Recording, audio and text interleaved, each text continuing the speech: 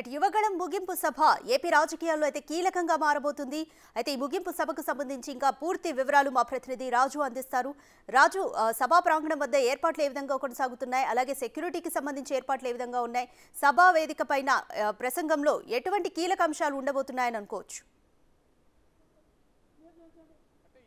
నవశకం పేరుతో ఇప్పుడు టీడీపీ చేపడుతున్నటువంటి ఈ భారీ బహిరంగ సభ మొత్తానికైతే కొలికొచ్చిందని చెప్పొచ్చు. పూర్తి స్థాయిలో పాదయాత్ర ముగిసినటువంటి నేపథ్యంలో అటు చంద్రబాబు, పవన్ కళ్యాణ్, నారా లోకేష్ ఈ ముగ్గురితో పాటు భారీ బహిరంగ సభను ఏర్పాటు చేస్తున్నటువంటిది మనం చూడొచ్చు. కానీ ఇక్కడ మనం గమనించి చూస్తే ఉదయం నుంచే అంటే 8 గంటల సమయం నుంచే ఉన్నటువంటి పార్టీకి సంబంధించినటువంటి కార్యకర్తలు వివిధ ప్రాంతాల నుంచి, ముఖ్యంగా రాయలసీమ నుంచి 7 ట్రైన్లో దాదాపుగా 10,000 మంది ఇప్పటికే ఇక్కడికి వచ్చినటువంటి పరిస్థితి అయితే ఉంది.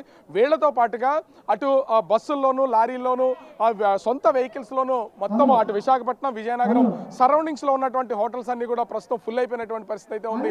మొత్తం అందరూ ఉదయం నుంచి, ఎందుకంటే సభ 2 గంటలకు ప్రారంభం అవుతుంది.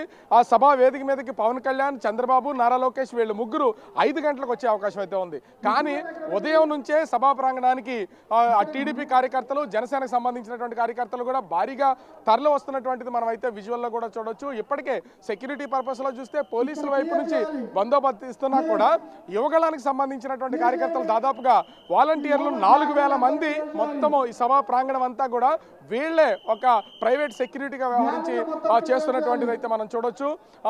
ఇంచుమించుగా మధ్యాహ్నం 2 గంటల సమయంలో పవన్ కళ్యాణ్, చంద్రబాబు విశాఖపట్నం ఎయిర్పోర్ట్కి అయితే రానున్నారు. అక్కడి నుంచి చంద్రబాబు నేరుగా ఈ సభా ప్రాంగణం దగ్గరికి, ఈ ప్రాంతానికి అయితే వచ్చే అవకాశం అయితే ఉంది. పవన్ కళ్యాణ్, చంద్రబాబుకి ఇద్దరికి మధ్యన దాదాపుగా 1 గంట సమయం వ్యత్యాసంలో ఉంది. ఇద్దరు కూడా ఒకేసారి ఇక్కడికి వస్తారు. కానీ సభా వేదిక మీదకి మాత్రం అటు లోకేష్, చంద్రబాబు, అదేవిధంగా పవన్ కళ్యాణ్ ముగ్గురు ఒకేసారి సభా వేదిక మీదకి వెళ్తారని తెలుస్తుంది. ఆ వేదిక మీద ఇప్పటి వరకు మా ప్రతినిధులు చెప్తూనే ఉన్నారు, ఆ వేదిక మీద దాదాపుగా 300 మంది కూర్చునేలాగా ఏర్పాట్లు చేశారు. వీళ్లలో ముఖ్యంగా అంటే ఈ మొత్తము స్టేజ్ మొత్తం అంతా కూడా 180 అడుగులు ఉంది. సెంటర్లో 90 అడుగుల ప్లేస్లో సెంటర్లో చూసి ఫ్రంట్న అటు చంద్రబాబు, పవన్ కళ్యాణ్, అదేవిధంగా నారా లోకేష్కి ముగ్గురికి 3 చైర్లతో పాటుగా అటు అచ్చెన్నాయుడు, ఎందుకంటే ఆంధ్రప్రదేశ్ రాష్ట్ర అధ్యక్షుడిగా ఉన్నటువంటి అచ్చెన్నాయుడు, వీళ్ళ కీలకంగా ఉన్నటువంటి చైర్స్లో వాళ్ళని కూర్చోబెట్టి మిగిలినటువంటి వాళ్ళు మాజీ మంత్రులు, ప్రస్తుత సిటీ ఎమ్మెల్యేలు, మాజీ ఎమ్మెల్యేలు, పార్టీకి సంబంధించినటువంటి ప్రధాన కార్యదర్శులు, ఇతర కార్యవర్గాన్ని మొత్తాన్నంతా కూడా వెనక భాగంలో 5 స్టెప్స్ అయితే ఏర్పాటు చేస్తారు. 5 స్టెప్స్లో కూడా కూర్చోబెట్టే అవకాశం అయితే కనిపిస్తుంది. ముఖ్యంగా అటు విశాఖపట్నం ఎయిర్పోర్ట్ నుంచి చంద్రబాబు భారీ ర్యాలీగా రావడానికి అయితే అవకాశం అయితే ఉంది. ఎందుకంటే ఇప్పటికే టీడీపీకి సంబంధించినటువంటి కార్యకర్తలు విశాఖపట్నం నుంచి అటు 4 నియోజకవర్గాల్లో, ముఖ్యంగా గత ఎన్నికల్లో 4 నియోజకవర్గాల్లో కూడా టీడీపీ గెలిచింది.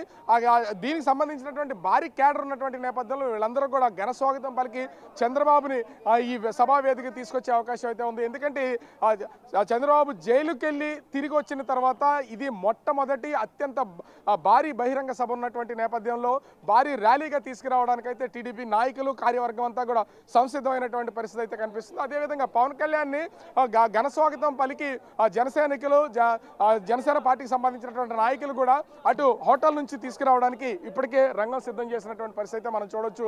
ముఖ్యంగా పసుపు దళానికి ఒక పండగ వాతావరణం లాంటిది ఇది. ఎందుకంటే 3,132 కిలోమీటర్లు 226 రోజులు పూర్తి చేసినటువంటి పాదయాత్ర పూర్తి చేసినటువంటి నారా లోకేష్ తను ఆ పాదయాత్ర ముగింపు చేసుకుని వచ్చిన తర్వాత అటు పవన్ కళ్యాణ్ లాంటి వ్యక్తిని ముఖ్య అతిథిగా వాళ్ళు తీసుకుని రావడం, అదేవిధంగా చంద్రబాబు, పవన్ కళ్యాణ్ ఒకే వేదికను పంచుకోవడం, దీని మీద నుంచే మొత్తం అటు టీడీపీ, జనసేన పార్టీకి సంబంధించి ఒక అంచనా అయితే ఉంది.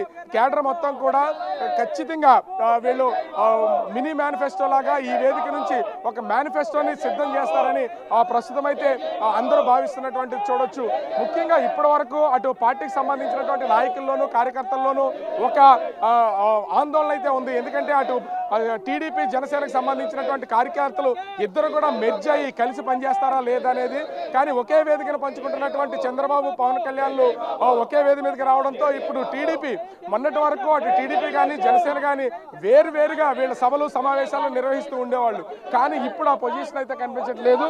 అందరూ ఒకే సంబంధించినటువంటి పార్టీ నాయకులు, కార్యకర్తలందరూ కూడా ఒకే వేదిక మీద ఉన్నటువంటి నేపథ్యంలో ఇక్కడ కూడా 2 పార్టీలకు సంబంధించి జెండాలు అయితే కనిపిస్తున్నాయి. అదేవిధంగా కార్యకర్తలు కూడా కొంతమంది టీడీపీ జెండాలతోనూ కొంతమంది జనసేన జెండాలతోనూ ఇక్కడ దర్శనమిస్తున్నటువంటి పరిస్థితి అయితే కనిపిస్తుంది.